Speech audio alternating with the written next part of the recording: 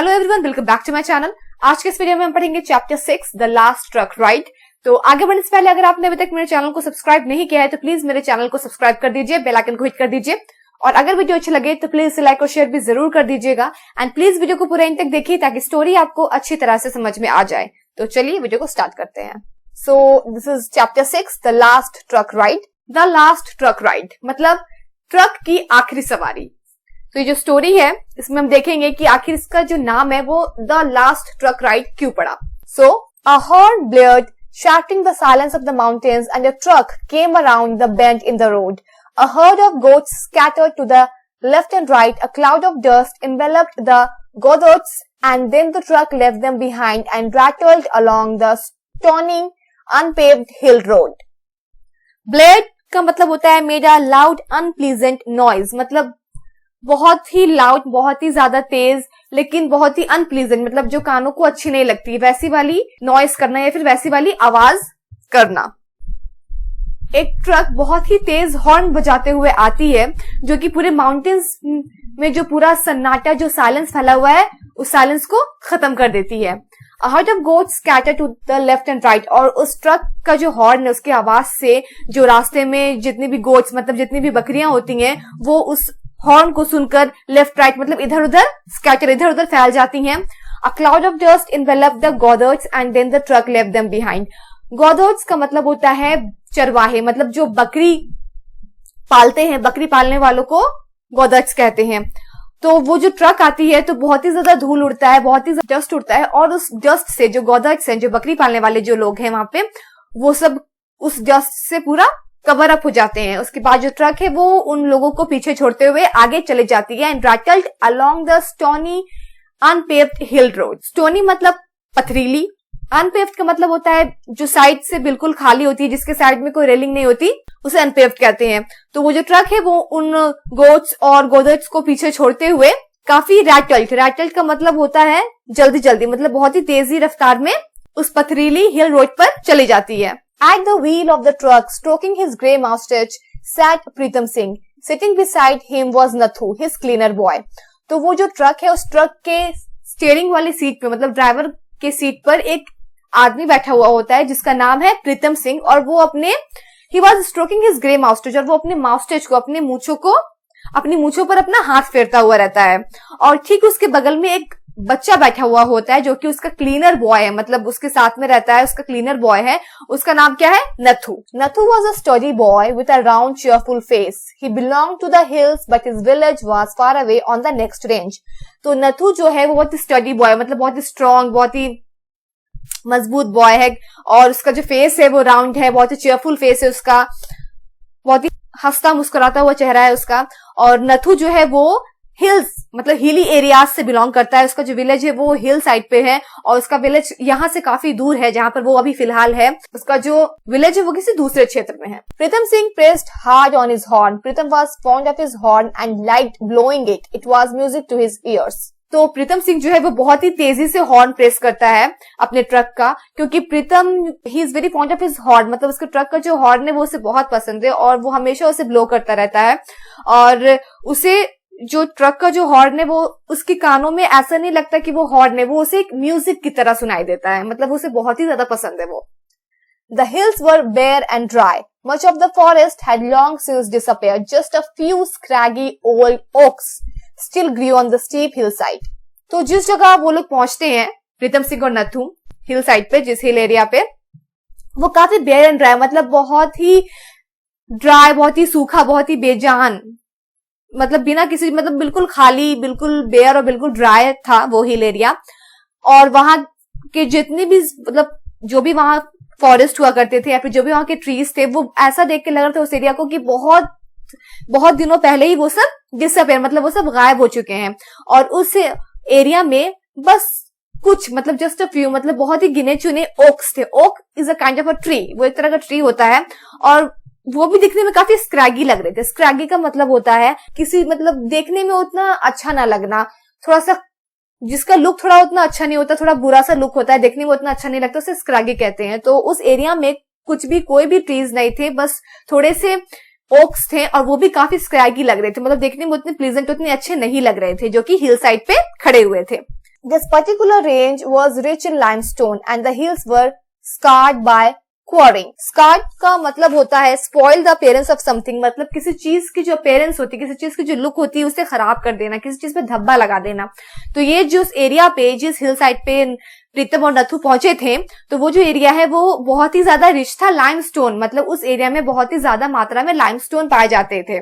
और जो वो एरिया था वो क्वारिंग की वजह से काफी स्कार्ड हो गया था. क्वारिंग का मतलब होता है digging large amount of stone out of the ground, मतलब जमीन से खोद करके बहुत ही ज्यादा मात्रा में पत्थर निकालना इज नोन एज क्वारिंग. तो जैसे कि इसमें लिखा हुआ है कि वो जो एरिया था, वो जो हिल साइड था, वो जो हिल एरिया था, उस एरिया में, उस पर्टिकुलर रेंज में बहुत ही ज्यादा मात्रा में लाइमस्टोन पाए जाते थे. इसलिए लाइमस्टोन को निकालने के लिए, लाइमस्टोन को प्राप्त करने के लिए उस जमीन में डिगिंग की जाती थी, जगह जगह पर खुदाई की जाती थी और उसके अंदर से लाइमस्टोन निकाला जाता था. तो जमीन में जगह जगह पर खुदाई करने की वजह से वो जो पूरा एरिया है, वो जो पूरा रेंज है, काफी स्काई, मतलब काफी धब्बा, बहुत ही खराब दिखने लगा था. Are your hills as well as these asked Pritam. तो प्रीतम जो है वो नथु से पूछता है कि तुम्हारा जो हिल है, मतलब तुम्हारे होम टाउन की तरफ जो हिल्स हैं वो भी क्या इसी तरह से हैं? No, they have not started blasting there as yet, replied Nathu. तो नथु कहता है कि नहीं, वहां पर अभी इन लोगों ने ब्लास्टिंग करना शुरू नहीं किया, मतलब वहां पर अभी, क्योंकि काफी बड़े बड़े पत्थरों को जमीन के अंदर से निकालने के लिए ब्लास्ट किया जाता था. उसके बाद उस ब्लास्ट के बाद जो जमीन में बहुत बड़े बड़े गड्ढे हो जाते थे, तो उसके अंदर से फिर लाइमस्टोन निकाला जाता था. तो नथु कहता है प्रीतम से कि नहीं, अभी वहां पर ब्लास्टिंग शुरू नहीं हुई है. We still have few trees and there is a walnut tree in front of our house which gives us 2 baskets of walnuts every year. और नथु फिर प्रीतम को आगे बताते हुए ये भी कहता है कि वहां पर अभी भी कुछ ट्रीज हैं और मेरे घर के सामने ही एक वॉलनट ट्री है जो कि हर साल हमें 2 बास्केट वॉलनट्स जिससे मिलते हैं, मतलब उस ट्री में इतने वॉलनट्स होते हैं कि एवरी ईयर उससे हमें 2 बास्केट वॉलनट्स हो जाते हैं. And do you have water? Asked Pritam. फिर प्रीतम मुझसे पूछता है कि क्या तुम्हारे हिल एरिया पे क्या पानी है? There is a stream at the bottom of the hill, but for the fields we have to depend on the rainfall and there was no rain last year. तो फिर नथु कहता है कि हाँ, हमारे हिल के ही बॉटम में नीचे में एक स्ट्रीम है, लेकिन खेती के लिए, फील्ड्स के लिए हमें रेनफॉल पर डिपेंड होना होता है और पिछले साल बिल्कुल भी बारिश नहीं हुई है. It will rain soon, said Pritam. I can smell rain. It is coming from the north. तो प्रीतम कहता है कि जल्दी ही बारिश होगी. मैं ऐसा स्मेल कर पा रहा हूँ, मुझे ऐसा फील हो रहा है कि नॉर्थ की तरफ से जल्दी ही बारिश शुरू होगी. It will settle the dust, said Nathu. तो नथु कहता है कि हाँ, और बारिश जब होगी तो वो डस्ट, जितनी भी धूल है उन्हें भी सेटल कर देगी. The dust was everywhere. The truck was full of it. The leaves of the shrubs and the few tree were thick with it. Nathu could feel the dust near his eyelids and on his lips. तो वो जो area है वहां पे digging हो रही थी limestone निकालने के लिए, तो डिगिंग की वजह से ऑब्वियस है कि बहुत सारा धूल उड़ रहा था, बहुत डस्टी एरिया हो गया था वो. तो मतलब उस एरिया में हर जगह बस धूल ही धूल थे और जो प्रीतम सिंह का जो ट्रक था वो भी पूरा धूल से कवर हो चुका था. जो उस एरिया में जो थोड़े बहुत श्रब्स थे और जो थोड़े बहुत ट्रीज थे उनकी जो लीव्स है वो सब भी पूरा डस्ट से कवर अप हो चुकी थी और इतना ज्यादा डस्ट था कि नथु जो है वो अपनी आईलिड्स पे और अपने लिप्स पे डस्ट फील कर पा रहा था. मतलब इतना ज्यादा डस्ट था कि उसके आईलिड्स पे पूरा धूल बैठ गए थे, उसके लिप्स पे पूरे धूल बैठ गए थे. As they approached the quarries the dust increased but it was a different kind of dust. Now whiter, stinging the eyes, irritating the nostrils, limestone dust hanging in the air. तो जैसे जैसे वो लोग क्वारीज, मतलब क्वारी का मतलब होता है place where large amounts of stone are dug out of the ground. मतलब वो जगह जहां पर बहुत ही ज्यादा मात्रा में जमीन की खुदाई करके उसके अंदर से स्टोन निकाले जाते हैं, तो उस एरिया को क्वारी कहते हैं, क्वारीज कहते हैं. तो जैसे जैसे वो लोग प्रीतम सिंह और नथु क्वारीज की तरफ बढ़ते गए वैसे वैसे जो डस्ट है वो भी बढ़ता चला गया. और अब जो डस्ट है वो थोड़ा डिफरेंट टाइप का, मतलब थोड़ा दूसरे तरह का डस्ट था. इस डस्ट में थोड़े छोटे छोटे पार्टिकल्स भी थे और वो छोटे छोटे जो पार्टिकल्स थे वो इन लोगों की आईज में चुभ रहे थे, नॉस्ट्रिल्स को इरिटेट कर रहे थे. और ये जो डस्ट थे वो किसके डस्ट थे? ये लाइमस्टोन डस्ट थे और पूरे एनवायरमेंट में, पूरे एयर में ये डस्ट फैल चुका था. The blasting was in progress. और जब वो लोग उस जगह पे पहुंचे, उस क्वारी पे पहुंचे, तो वहां पर क्या ब्लास्टिंग हो रही थी. एक्सप्लोजन के थ्रू जमीन में ब्लास्ट किया जाता है जिससे कि जमीन में बहुत ही बड़ा गड्ढा हो जाता है और उसके अंदर से स्टोन निकाले जाते हैं. Pritam Singh brought the truck to a halt. Let's wait a bit, he said. फिर प्रीतम सिंह क्या करता है, अपनी ट्रक को रोकता है और कहता है नथु से कि थोड़ा देर वेट करते हैं. They sat in silence, staring through the windscreen at the scarred cliffs about 100 yards down the road. तो प्रीतम सिंह और नथु जो है वो दोनों ही काफी शांति से बैठ जाते हैं और विंड स्क्रीन मतलब स्टीयरिंग के सामने जो शीशा लगा होता है ट्रक के, उससे वो लोग बस क्या करते हैं, स्कार्ड क्लिफ्स मतलब चट्टान, तो वो सब जो धब्बे धब्बे मतलब स्कार्ड क्लिफ्स को, उन सब चट्टानों को देखते रहते हैं जो कि रोड से 100 यार्ड्स डाउन होते हैं. There were no signs of life around them. और उन लोगों को आसपास जब उन लोगों ने देखा तो आसपास कोई भी मतलब ऐसा नहीं लग रहा था कि यहाँ पे कोई जीवन व्यतीत कर सकता. Suddenly the hillside blossomed outwards followed by sharp crack of explosives. Earth and rock hurtled down the hillside. Hurtled का मतलब होता है move very fast in a particular direction, मतलब किसी एक डायरेक्शन में बहुत ही तेजी से मूव करना, बहुत ही तेजी से गिरना है फिर बहुत तेजी से किसी एक डायरेक्शन में चलना. तो अचानक से एक्सप्लोजन होता है और उसकी वजह से हिल साइड की जो रॉक्स होती है वो बहुत ही तेजी से नीचे की ओर गिरने लगती है. Nathu watched in awe as shrubs and small trees were flung into the air. तो जैसे ही वो जो रॉक्स है वो बहुत ही तेजी से हर्टल्ड होकर पूरा बहुत ही तेजी से नीचे गिरने लगती हैं, तो उसके रास्ते में जितने भी श्रब्स और छोटे छोटे ट्रीज आते हैं वो सब क्या होते हैं, डिस्ट्रॉय हो जाते हैं. और वो ऐसा लगता है कि वो मतलब डिस्ट्रॉय होके हवा में बह जाते हैं, क्योंकि इतने बड़े बड़े चट्टान जब ऊपर से गिरेगी और उसके रास्ते में कुछ भी आएगा तो वो तो ऑब्वियस है कि बहुत ही ज्यादा मतलब उसका डिस्ट्रॉय होना तो बिल्कुल निश्चित है. तो जब नथु ये देखता है तो वो काफी मतलब थोड़ा सा फ्राइटेंड भी हो जाता है और थोड़ा अफसोस भी होता है. It always frightened him, not so much the sight of the rocks bursting asunder, but the trees being flung aside and destroyed. तो ये जो साइट है, जितने भी क्लिफ्स जो बर्स्ट होते हैं, जो चट्टाने बड़ी बड़ी चट्टानों को बर्स्ट किया जाता है, तो इन सब चीजों को देखकर नथु हमेशा से फ्राइटेंड होता था, लेकिन उसे सबसे ज्यादा बुरा तब लगा जब इन सब चीजों की वजह से ट्रीज और जो श्रब्स हैं, जो छोटे छोटे ट्रीज और श्रब्स हैं, वो सब डिस्ट्रॉय हो गए. तो इन सब चीजों को देखकर नथु को थोड़ा ज्यादा बुरा फील हुआ, उसे अच्छा नहीं लगा. He thought of his own trees at home, the walnut, the pines, and wondered if one day they would suffer the same fate and whether the mountains would all become a desert like this particular range. तो जैसे ही नथु इन सब चीजों को देखता है, trees को destroy होते हुए देखता, तो उसके माइंड में सबसे पहले ये सवाल आता है कि उसके घर मतलब उसका जो होमलैंड है, उसका जहां पर घर है जिस हिल एरिया में, तो वहां भी जो वॉलनट ट्रीज हैं, जो पाइन्स ट्रीज हैं, तो कहीं उनके साथ भी ऐसा ना हो फ्यूचर में. तो वो ये सोचकर काफी परेशान हो जाता है. उसे लगता है कि कहीं फ्यूचर में उन सभी ट्रीज को भी ऐसी सिचुएशन का सामना ना करना पड़े और कहीं ऐसा ना हो कि वहां के भी जो माउंटेन्स हैं वो सब बेजान हो जाएं और एक बहुत ही सूखे, बहुत ही ड्राई डेजर्ट में चेंज हो जाएं, जैसा कि यहाँ है. No trees, no grass, no water, only the choking dust of the limestone queries.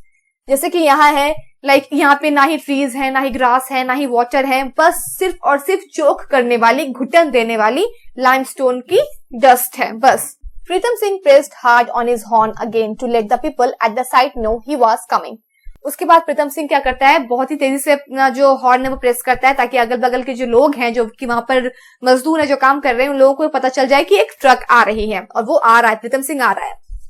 A short distance away, some laborers were hammering at chunks of rock, breaking them up into a manageable blocks. तो थोड़ी सी दूरी पे बहुत सारे labours होते हैं जो कि बड़े बड़े जो चट्टान होते हैं उस पर हैमरिंग, उस पर हथौड़ा मारकर उसे छोटे छोटे ब्लॉक्स में तोड़ रहे होते हैं, काफी छोटे छोटे मैनेजेबल ब्लॉक्स में तोड़ रहे होते हैं. A pile of stones stood ready for loading, while the rock that had just been blasted lay scattered about the hillside.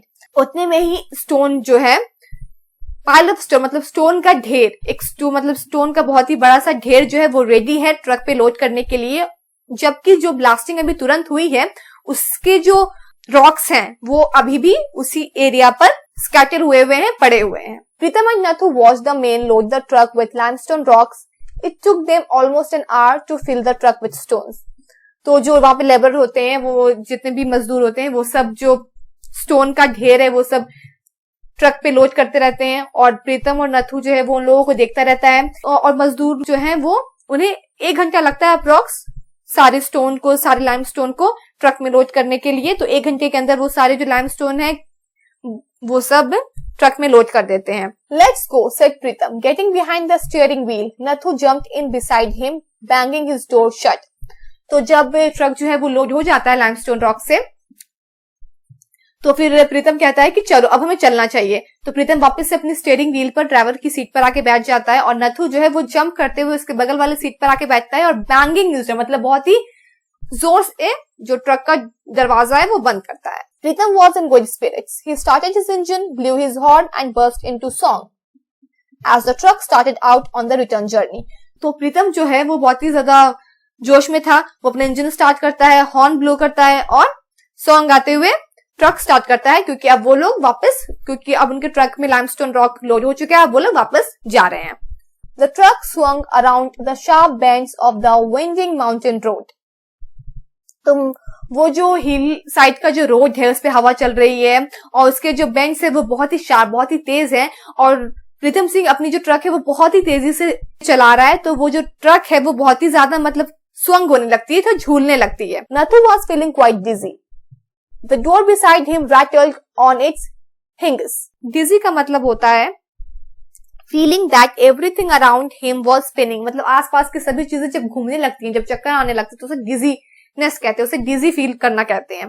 तो प्रीतम जो है वो बहुत ही तेज ट्रक चला रहा होता है और जो उस माउंटेन एरिया, वो जो माउंटेन रोड है उस पर बहुत ही हवा चल रही होती है और हिल साइड्स के जो बेंड्स है वो बहुत ही शार्प होते हैं। तो इतनी तेजी में जब उस बेंड्स को जब ट्रक क्रॉस करती है तो ट्रक काफी झूलने लगती है, स्वंग करने लगती है। तो इसकी वजह से नथु जो है वो काफी डिजी सा फील करने लगता है, उसे चक्कर आने लगते हैं।